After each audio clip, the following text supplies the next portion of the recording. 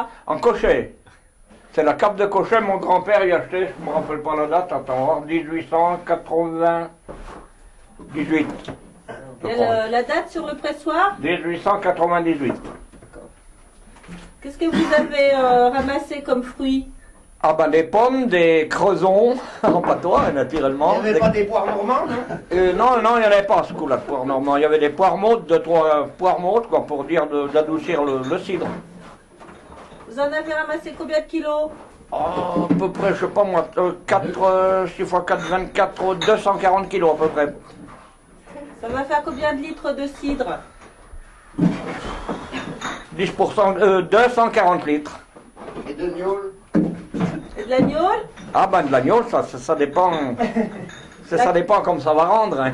La quantité autorisée? La quantité, ça rend en principe le 10%. De marc, hein, de marc, une fois pressé. Alors comment on fait pour...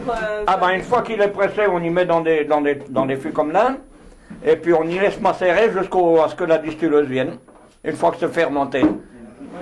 Alors là, ça fait le 10% à peu près hein, de gnôle. Qu'est-ce qu'ils font les garçons là? Ce qu'ils font, Là. ben là ils sont en train de finir d'enlever le parapluie pour qu'il est râpé pour y mettre dans le pressoir. Mais comme on a cassé le pressoir, maintenant on peut plus. On peut plus, il n'y a plus de pressoir alors.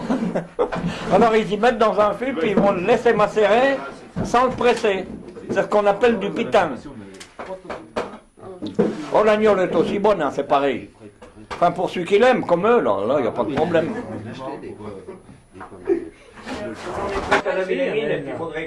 Dans le temps, on avait des manivelles, là, tu vois. Ah ouais. On avait des manivelles et puis on n'avait pas de moteur, alors on tournait chacun d'un côté. À la main? À la main, comme ça. Et puis de l'autre côté, il y avait un tonneau que mon grand-père mettait pour mettre le marc dedans. Puis je râpais avec mon oncle, moi.